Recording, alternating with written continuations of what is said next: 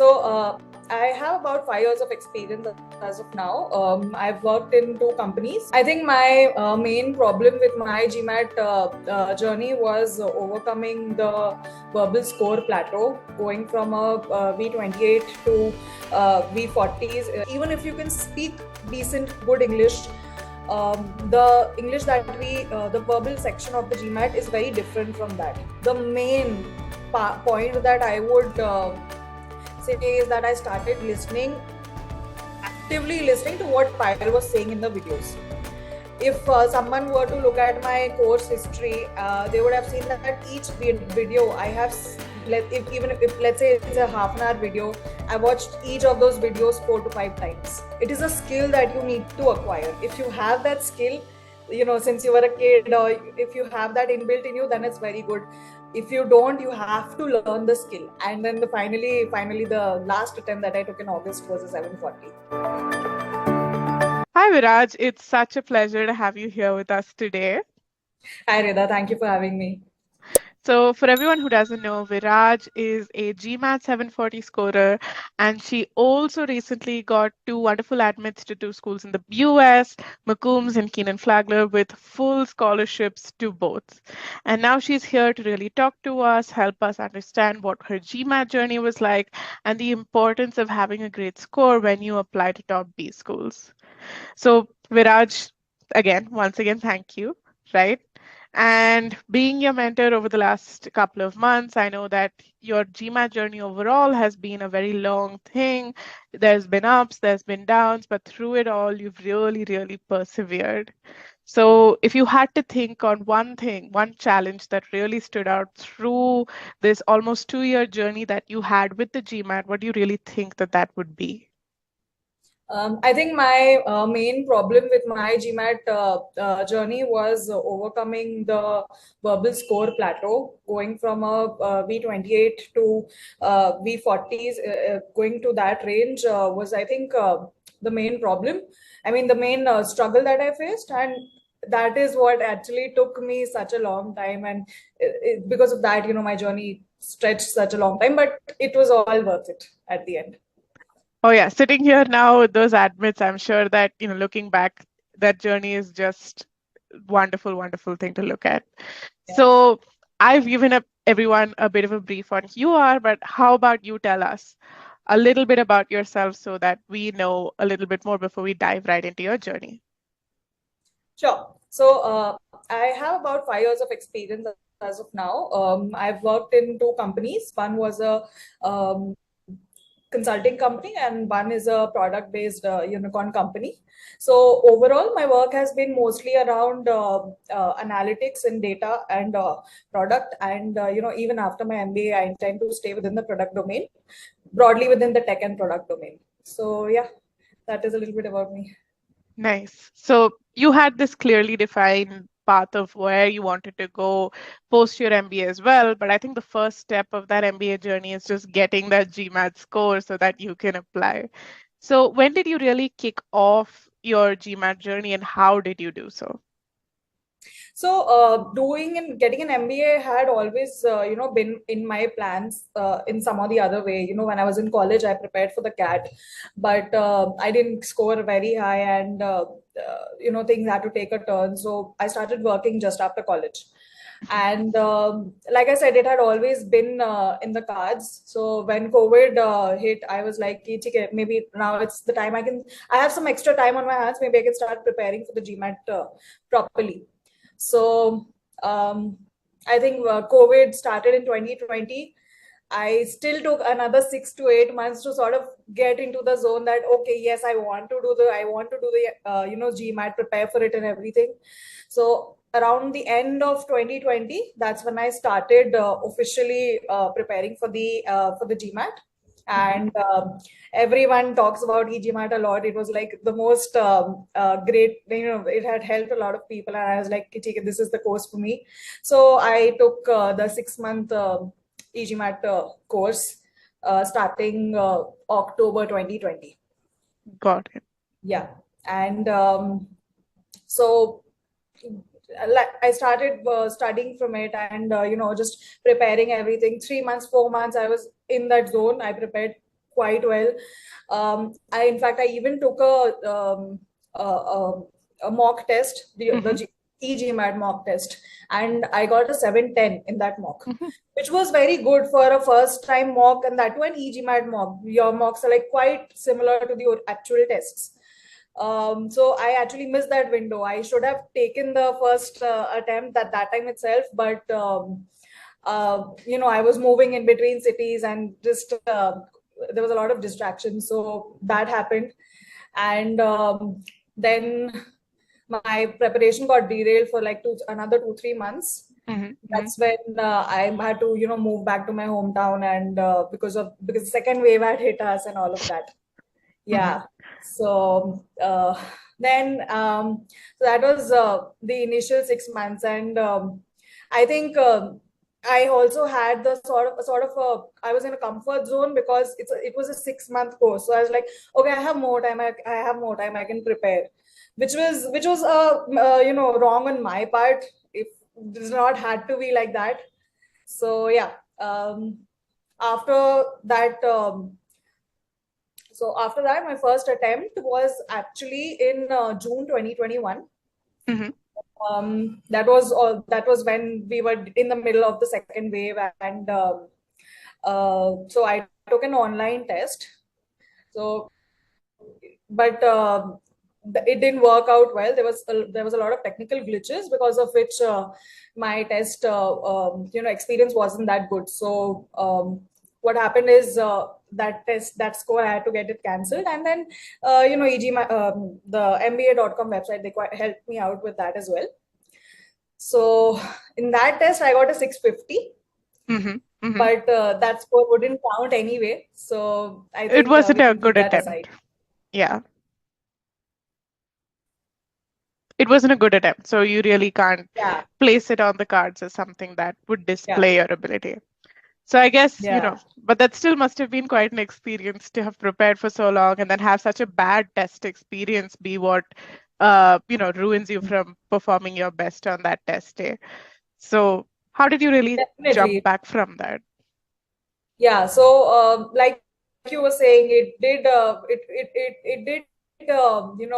hit my confidence a little bit, because I had prepared for some time, and my first test, and it didn't work out very well. So, but anyway, then I started preparing again. This time I was preparing with Dhananjay, who was one Mhm. of the mentors at e-GMAT, and so I prepared for him with him for about 3-4 months, and then my next attempt was in October 2021. Mhm. This time it was an in-center test, because I was like, I'm not doing the online thing again, Mhm. so let me go for the center. So yeah, the test was okay. I think Mhm. I got a 680 score, which was better than previous. But one thing that I faced a problem was the lack of familiarity. Sitting at your own house and answering the test with your own laptop, with the you have a muscle memory with your own keyboard, but you don't have that in a test center. So even Mhm. though the test center had provided everything, but this was a bit of a issue that I faced. But anyway, so after that 680 score, I contacted Dhananjay, and we did a review of my test, as to which questions and where I went wrong. And then even he encouraged me that we can go ahead with another attempt and everything. So then I started preparing again. Yeah. Round number three of this then. Round number 3 now. So this time, I was preparing with Atreya, Mhm. who was another who was one of the other mentors at e-GMAT. And so then I prepared for it another 3 months.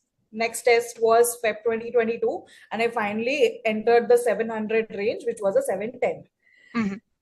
Now I was very happy that I've crossed that 600 barrier, moved on to the 710, because that is mostly, the range that all of us, many of Aspire us, to be. and yeah.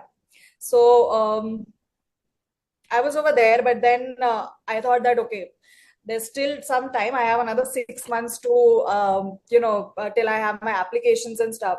So then I started preparing again, this time with you. Mhm. And with you as well. I now over here there was another change in cities because offices were opening and they called us all back to the workplace. So that was another 1 month of a little weaker. Moving. Yeah, and preparation was a little weak, but anyway. We overcame that, and after that, after the Feb attempt, there was another attempt in June, and again I got a 710. Which it's always really hard when you kind of hit that score plateau Yeah. because it feels like I've put in this time, I've put in this effort, and I feel like I haven't moved an inch forward. So, how did you feel back then when you saw that score? What was your emotional reaction to that? I was very much disappointed, and my confidence was like completely very low because you prepare for so long. Every time you take an attempt, it's like another ray of hope that okay, this time I'll do it. I'll do it this time, and you're just keep getting bogged down. So that was not a very good thing. And then your conscience sort of takes over, and it makes you think that maybe this is it. Maybe I am in that 710 category. I'll make do with it. It was Hmm. not a bad score, but it was not obviously not a 740, 760 as well. Hmm. Hmm. But anyway, then we had our call, and I'm very thankful that you encouraged me, and you see seriously. I mean, you helped me a lot at that time, and then I was ready that yeah, fine, we'll do one more attempt, one last attempt. I still have about 2 3 months. I can manage it. And then finally, the last attempt that I took in August was a 740. So 4 attempts or three, discounting.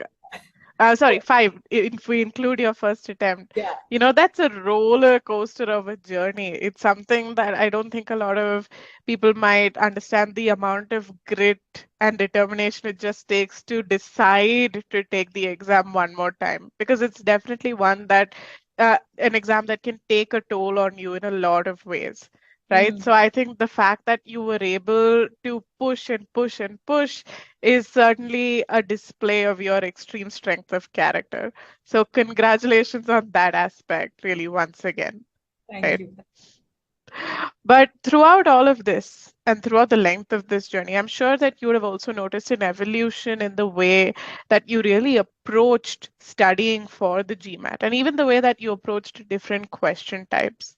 So, what do you really think changed from your earlier attempts to your latter attempts in the way that you prepared for the verbal section of the GMAT?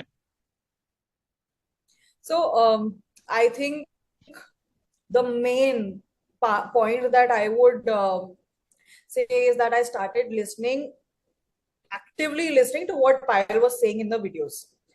If someone were to look at my course history, they would have seen that each video I have, even if let's say it's a half an hour video, I watched each of those videos 4 to 5 times over the Mhm. course of these this 1.5 2 years. And that is only because when I saw it for the first time, I did not take in every bit that I was supposed to, or that uh, e-GMAT wanted me to. Mhm. So I think the main thing that changed was that I actually listened clearly to what was being told to me to do, and I started implementing that. Mhm. And verbal is a skill. You cannot,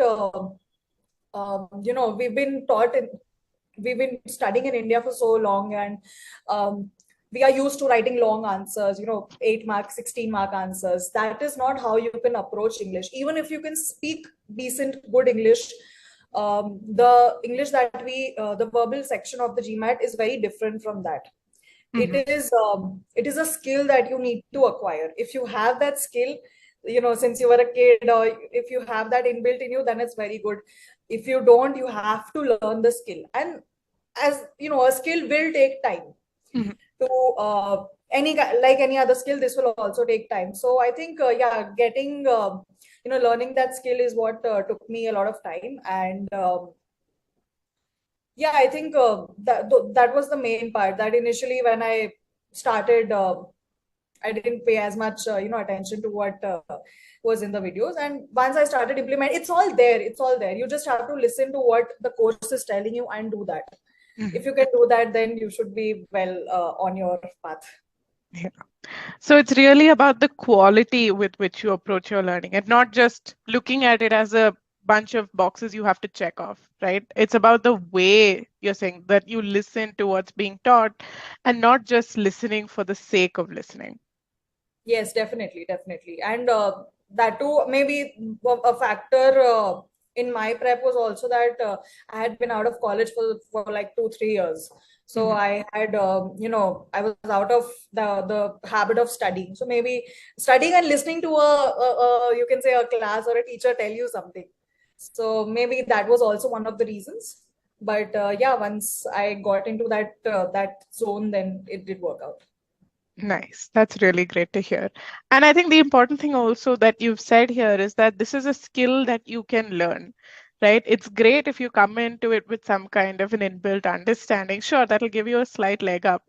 But definitely, if there's anything that you've proven through your story, it's that if you want to do it and if you put in the right kind of effort to do it, it's a skill that you can master and it's a skill that you can execute on in the actual exam as well. That V41 is definitely that shining marker of that skill, right? So that's it. I think it's a great thing for people to hear that doesn't matter where you're starting from, as long as you're willing to not stay there, as long as you're willing to put in the efforts to move away from where you are right now. Yes, Right. definitely. I mean, starting from a V28 to a V41 and 5 attempts, you have to be very determined and you have to have your goal very fixed, as in, this is what I want, I will get there, even if Mhm. it takes me multiple attempts. Because, and especially, even your support system, you need to have people around you who are going to help you. In my case, my family was very supportive. You Mhm. were also very supportive. I had friends also who were very supportive. But you need to be stubborn also, because Mhm. even though I had friends who were supportive, I was running out of time. Mhm. uh, my well-wishers, they were good friends who were my well-wishers.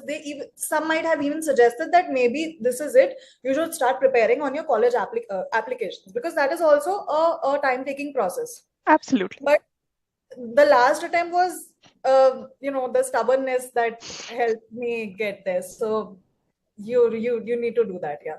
Oh yeah, absolutely. It's if you want something, you do absolutely everything to get it kind of mentality is a helpful thing to have in your GMAT prep, right? Yeah, yeah.